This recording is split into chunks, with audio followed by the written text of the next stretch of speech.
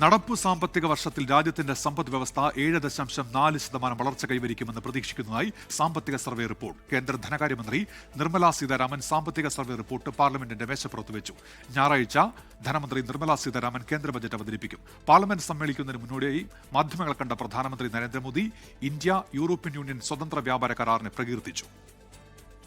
भारत और European union का free trade agreement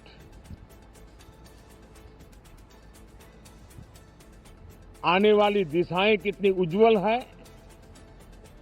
ये free trade for ambitious Bharat है। ये free trade for aspirational youth है। ये फ्री ट्रेड फॉर आत्मनिर्भर भारत है. ബൽറാം നെടുങ്ങാടിയുടെ ഡൽഹിയിൽ നിന്ന്. ബൽറാം, വിവരങ്ങൾ എന്തൊക്കെയാണ്? ഉന്മേഷ്, ഈ വരുന്ന സാമ്പത്തിക വർഷത്തിലെ കേന്ദ്ര ബജറ്റിന് മുന്നോടിയായാണ് സാമ്പത്തിക സർവേ റിപ്പോർട്ട് കേന്ദ്ര ധനമന്ത്രി നിർമ്മലാ സീതാരാമൻ ഇന്ന് പാർലമെന്റിൽ അവതരിപ്പിച്ചിരിക്കുന്നത്. പ്രധാനമായും രാജ്യത്തെ നിലവിലുള്ള സാമ്പത്തിക സ്ഥിതി, ഒപ്പം തന്നെ വരുന്ന സാമ്പത്തിക വർഷത്തിൽ പ്രതീക്ഷിക്കുന്ന വളർച്ചാ നിരക്ക് അടക്കമുള്ള സാമ്പത്തിക സാഹചര്യങ്ങളുടെ ഒരു അവലോകനം ഉൾപ്പെടുന്നതാണ് ഈ റിപ്പോർട്ട്.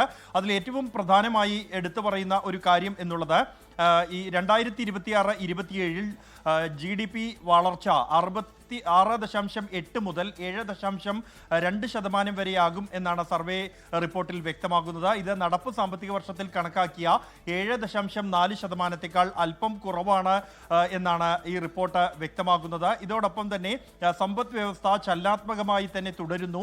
ആഗോള അനിശ്ചിതത്വത്തിനിടയിലും സ്ഥിരമായ വളർച്ച 2027 രാജ്യം പ്രതീക്ഷിക്കുന്നുണ്ട്. എങ്കിൽ പോലും ആഗോള സാഹചര്യം ഉൾപ്പെടെ പരിഗണിച്ചുകൊണ്ട് ജാഗ്രത ആവശ്യമാണ്.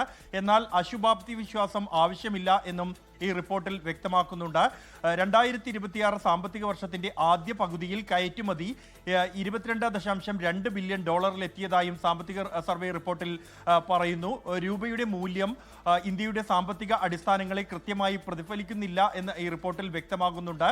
വെല്ലുവിളികളെ മറികടക്കാൻ നയവിശ്വാസ്യത, പ്രവചനാത്മകത കൂടാതെ ഭരണപരമായ അച്ചടക്കം എന്നിവ പ്രധാനമാണ് എന്നും ദീർഘകാല ലക്ഷ്യം വെച്ചുള്ള നടപടികളോടൊപ്പം തന്നെ ഹ്രസ്വകാല ലക്ഷ്യങ്ങൾ വെച്ചുള്ള നടപടികളും ആവശ്യമാണ് എന്നും ഈ റിപ്പോർട്ടിൽ പറയുന്നുണ്ട്. US-ന്റെ പിഴത്തീരുവയുടെ പശ്ചാത്തലത്തിലും നിരവധി ഘടനാപരമായ പരിഷ്കരണങ്ങളിലൂടെ വലിയൊരു പരിധിവരെ അതിനെ മറികടക്കാൻ കഴിഞ്ഞതായും സർവേ റിപ്പോർട്ടിൽ പറയുന്നുണ്ട്.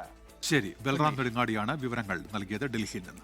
ലോകത്തെവിടെയായാലും ഏത് സമയത്തും 24 വാർത്തകളും ഓഗ്മെന്റഡ് റിയാലിറ്റി പാക്കേജുകളും എക്സ്പ്ലെയിനറുകളും വിശദമായി കാണാൻ ഞങ്ങളുടെ YouTube ചാനൽ നിങ്ങൾക്ക് സബ്സ്ക്രൈബ് ചെയ്യാം.